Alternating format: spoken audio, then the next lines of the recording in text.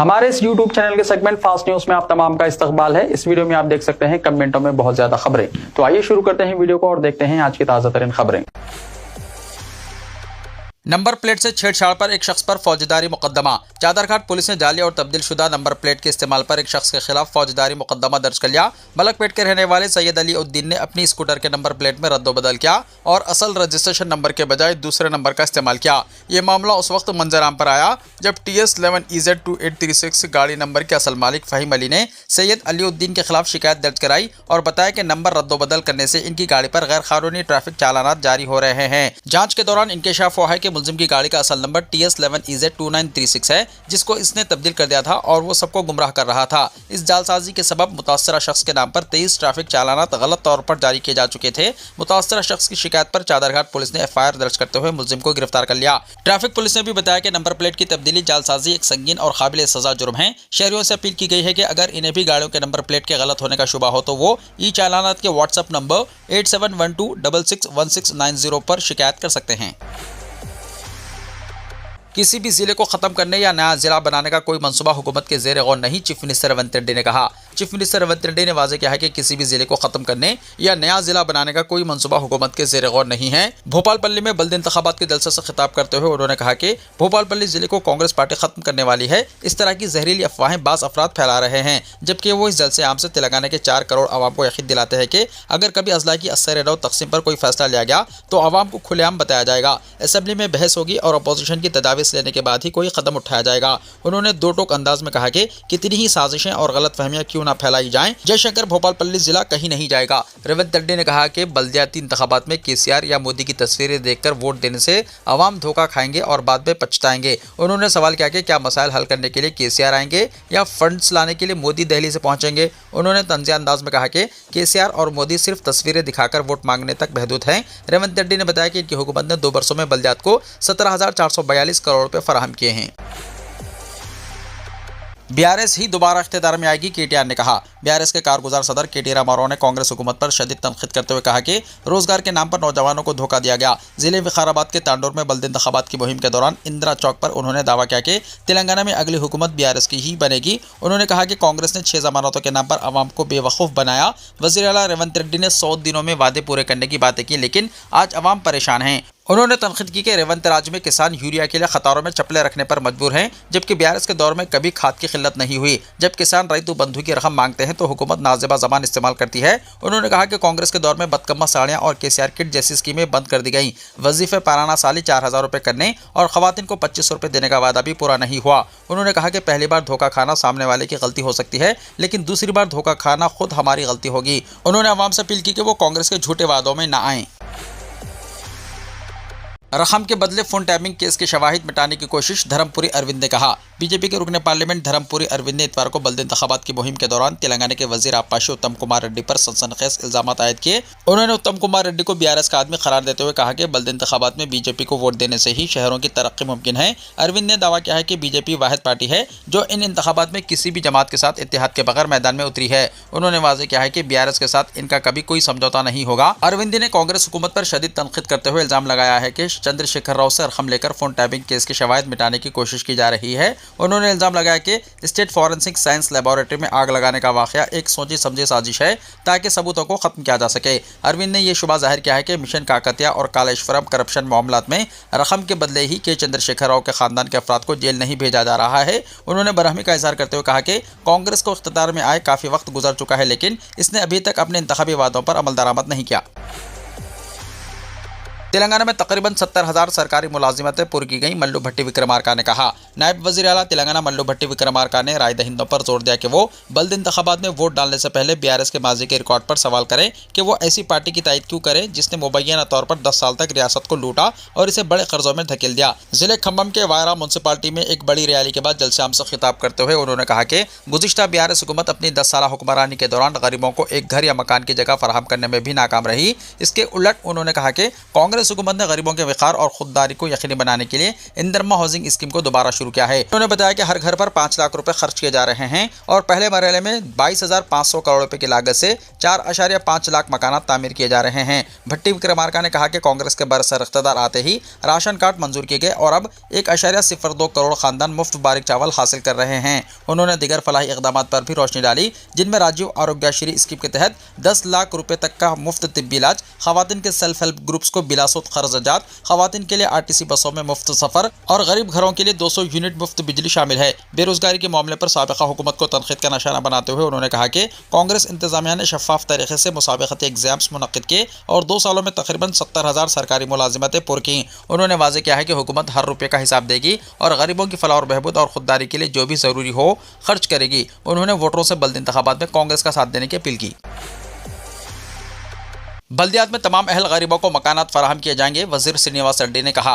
रियासती वज़ीर पी श्रीनिवास रेड्डी ने कहा कि रियासत में इंदिरा मकानात स्कीम के मामले में हुकूमत पीछे नहीं हटेगी। उन्होंने कहा कि इन मकानात के सिलसिले में पहले किस्त मंजूर की जा चुकी है और आइंदा अप्रैल में दूसरी किस्त मंजूर की जाएगी। इलावाज़ी मजीद 3 मरहलों में तमाम अहल गरीब खानदानों को इंदिरा मकानात फराहम किए जाएंगे। वज़ीर मौसूफ ने जयशंकर भोपालपल्ली जिले के चिलपुरा में मुनक्किदा प्रजापालना प्रगति बाटा जलसे से खिताब करते हुए कहा कि चीफ मिनिस्टर ने इन्हें हिदायत दी है कि शहरी इलाकों में भी इन बेघर गरीबों के लिए मनसूबे तैयार किए जाएँ जिनके पास प्लॉट्स नहीं हैं। उन्होंने खास कहा कि रियासत भर की बल्दियात में मौजूद तमाम अहल गरीबों को इंदिरा मकानात दिए जाएंगे। वज़ीर मौसूफ ने कहा कि शहरी इलाकों में बाज़ सर्वे नंबरात से मुताल्लिक़ मसाइल कई दहाइयों से पेंडिंग हैं। सैकड़ों एकड़ अराजी के दुरुस्त सर्वे नंबरात और अराजियात के रिकॉर्ड्स न होने की वजह से मालिकीन को अराजियात के फ़रोख्त में मुश्किलात पेश आ रही हैं। उन्होंने ऐलान किया कि हुकूमत इन मसाइल का मुस्तकिल हल निकालेगी। उन्होंने आवाम से अपील करते हुए कहा कि वही हुकूमत है जिसे आपने मुंतखब किया है। फलाही स्कीमात की बदौलत ही हालिया पंचायत इंतखाबात में ज़्यादा सीटें हासिल हुई हैं। उन्होंने उम्मीद जाहिर की है कि बल्दी इंतखाबात में भी आवाम की तायद और आशीर्वाद हुकूमत के साथ रहेंगे।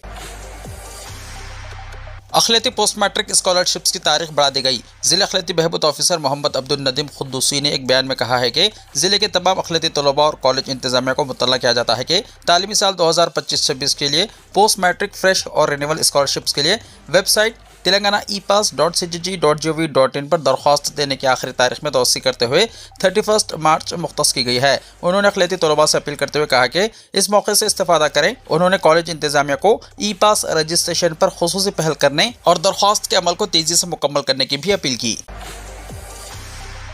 रियासती इलेक्शन कमीशन ने मेयर और म्यूनसिपल चेयरपर्सन के बिलवास्ता इंतखाबात के लिए गाइडलाइंस जारी कर दिए। रियासती इलेक्शन कमीशन ने मेयर, डिप्टी मेयर के साथ म्यूनसिपल चेयरपर्सन और वाइस चेयरपर्सन के इंतखाबात से मुतल्लिक़ गाइडलाइंस जारी कर दिए हैं। म्यूनसिपल इंतखाबात की गिनती मुकम्मल होने के बाद इसी महीने की 16 तारीख को इन ओहदों के लिए बिलवास्ता इंतखाब होगा। रियासती इलेक्शन कमीशन ने CDMA और ज़िले कलेक्टरों को हिदायत दी है कि डायरेक्ट इंतखाबात के तमाम इंतजामात पर खुसूसी तवज्जो दी जाए। कमीशन ने यह भी कहा कि खुसूसी इजलास से पहले इंतखाब के लिए दरकार तमाम दस्तावेज़ात म्यूनसिपल कमिश्नरों से हासिल कर ली जाए ताकि इंतखाबी अमल बगैर किसी रुकावट के मुकम्मल हो सके।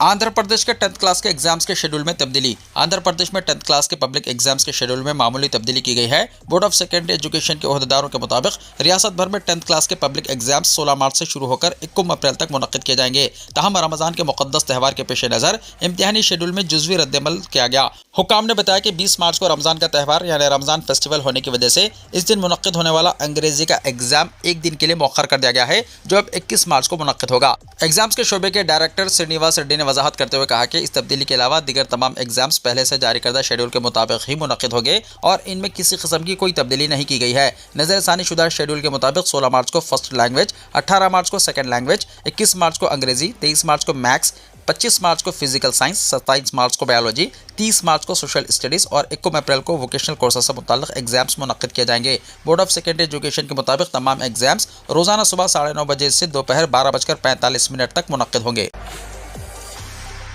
नीट UG 2026 नोटिफिकेशन जारी, रजिस्ट्रेशन का आगाज़। मेडिसिन की तालीम हासिल करने के ख्वाहिशमंद तलबा जिस नीट UG 2026 नोटिफिकेशन का बेसब्री से इंतजार कर रहे थे वो जारी कर दिया गया है। मुल्क के सबसे बावकार इस एग्ज़ाम के लिए रजिस्ट्रेशन इतवार से शुरू हो चुकी है। इस एग्ज़ाम के जरिए MBBS, BDS, Ayush courses, BVSC, AH BHMLs के साथ BHC नर्सिंग MNNS समेत मुख्तलिफ कोर्सेस में दाखिले दिए जाते हैं। नेशनल टेस्टिंग एजेंसी यानी NTA ने अपनी वेबसाइट neet.nta.nic.in पर रजिस्ट्रेशन का अमल शुरू कर दिया है और 1 महीने तक दरख्वास्तें दाखिल की जा सकती हैं। यानी आइंदा 8 मार्च रात 9 बजे तक रजिस्ट्रेशन की मोहलत रहेगी, जबकि फ़ीस की अदायगी इसी दिन रात 11:50 तक की जा सकेगी। दरख्वास्तों में गलतियों की इस्लाह के लिए 10 से 12 मार्च तक मौका फराहम किया जाएगा। एग्ज़ाम 3 मई बरोज़ इतवार दोपहर 2 बजे से शाम 5 बजे तक मुनक़िद होगा। 3 घंटे के इस एग्ज़ाम को कलम के जरिए तहरीरी तौर पर देना होगा और तलबा को 13 ज़बानों में से अपनी पसंद की ज़बान मुंतखब करने की सहूलत होगी। एग्ज़ाम बैरूनी मुल्क भी मुनक़िद किया जाएगा,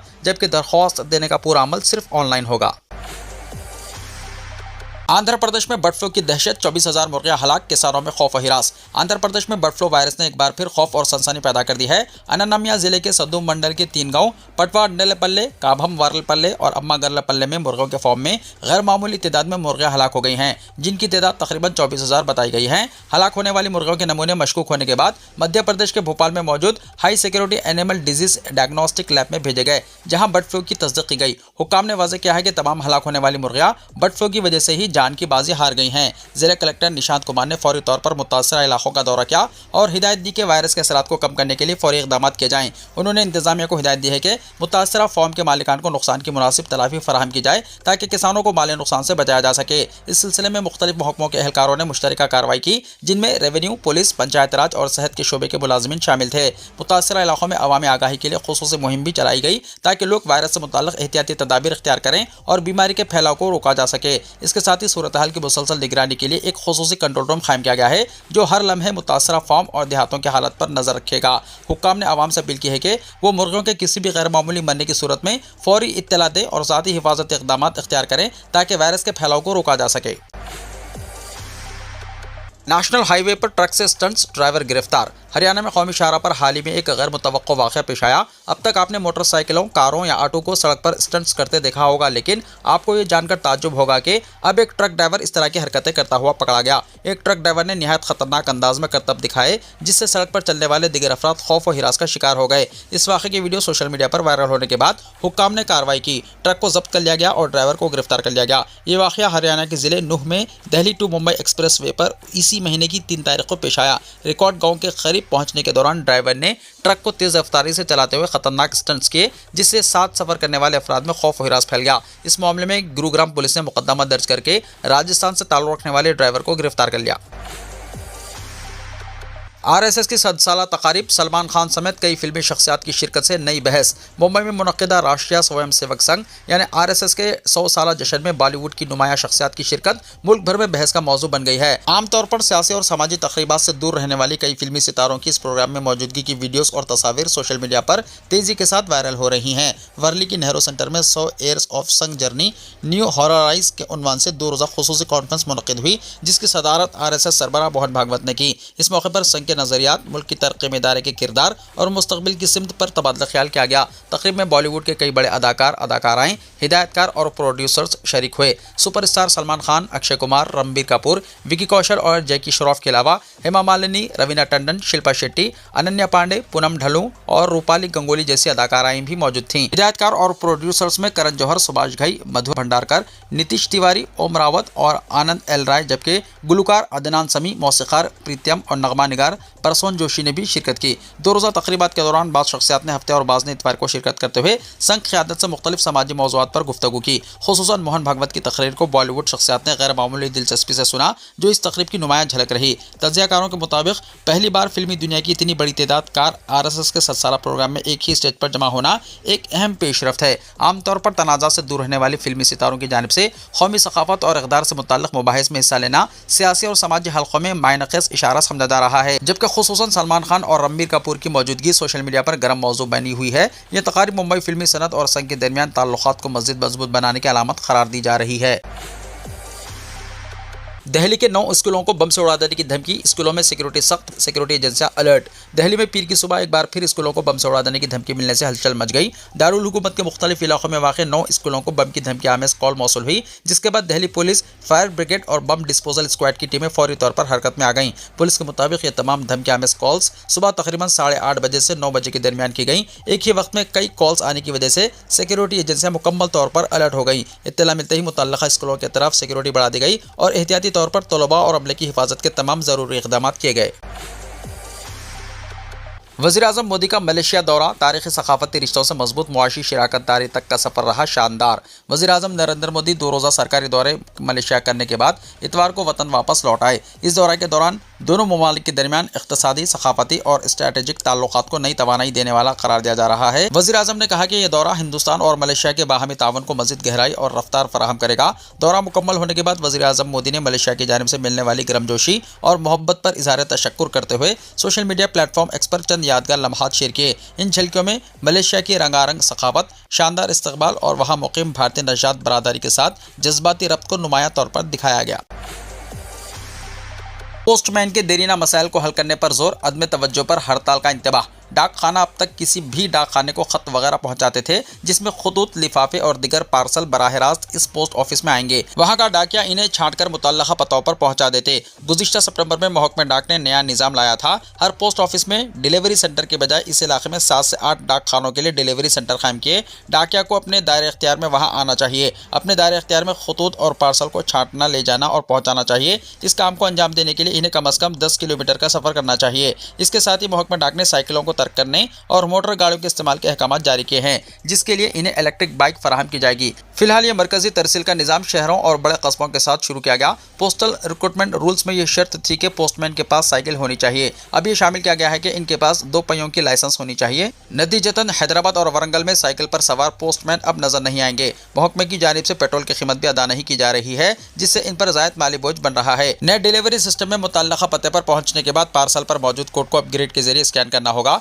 इसे पोस्ट ऑफिस में रिकॉर्ड किया जाएगा। ये निज़ाम इस बात को यकीनी बनाने के लिए किया गया है कि पार्सल की डिलीवरी मुकर्ररा वक्त के अंदर हो। अगरचे मोबाइल डेटा के लिए माहाना 350 रुपये अदा करने पड़ते हैं, वो भी नहीं दिए जा रहे हैं। अमले ने पहले ही इसके खिलाफ अपना एहतजाज करने का इजहार कर चुके हैं। इनके मसाइल को हल नहीं किया जा रहा है। पोस्टमैन एसोसिएशन ने ऐलान किया है कि अगर अब भी इनके मसाइल को हल नहीं किया गया और इन्हें कोई वाज़ेह जवाब नहीं दिया गया तो वो बहुत जल्द हड़ताल पर चले जाएंगे। रमज़ान में किन मुमालिक में रोज़े सबसे तवील और कहाँ सबसे छोटे होंगे? रमज़ानुल मुबारक 2026 को आमद में सिर्फ चंद दिन बाकी रह गए हैं और दुनिया भर में रोज़ों के दौरानिया के हवाले से तफसीलात सामने आ गई हैं। मुख्तलिफ मुमालिक में दिन और रात के फ़र्क की वजह से रोज़े के औक़ात में नुमाया फ़र्क देखने को मिलेगा। मीडिया रिपोर्ट्स के मुताबिक शुमाली मुमालिक जैसे रूस के शुमाली हिस्से, ग्रीनलैंड, आइसलैंड, नॉर्वे, स्वीडन और फिनलैंड में रोज़े का दौरानिया 16 घंटे से ज़्यादा हो सकता है, जबकि बाज़ इलाक़ों में ये मुद्दत 20 घंटे तक भी पहुँच सकती है। दूसरी जानिब जुनूबी और मुतदिल ख़ित्तों में रोज़े का दौरानिया निस्बतन कम रहेगा। ब्राज़ील, जनूबी Africa, Chile, New Zealand, Indonesia, Malaysia और कीनिया जैसे मुमालिक में रोज़े का दौरानिया 11 से 14 घंटे के दरमियान मुतवक्को है। माहिरीन के मुताबिक ऐसे इलाकों में जहां दिन या रात गैर मामूली तौर पर तवील या मुख्तसर हों, वहां मक्का मुकर्रमा या किसी करीबी मुतदिल शहर के औक़ात के मुताबिक रोज़ा रखने की इजाज़त है। मीडिया रिपोर्ट्स के मुताबिक माह सियाम का आगाज़ 19 फरवरी को मुतवक्को है। तहम चांद नजर आने की सूरत में इक्कुम रमज़ान 18 फरवरी को भी हो सकता है। इस साल रोज़ों का दौरानिया गुज़िश्ता साल के मुकाबले में कुछ कम होगा, जिससे रोज़ेदारों के लिए सहूलत रहेगी। वीडियो को लाइक शेयर कीजिए और हमारे इस YouTube चैनल को सब्सक्राइब करते हुए इसके बेल आइकॉन को भी प्रेस कर लीजिए ताकि ऐसी ही ताज़ा तरीन खबरों का नोटिफिकेशन सबसे पहले आपको मिलता रहे।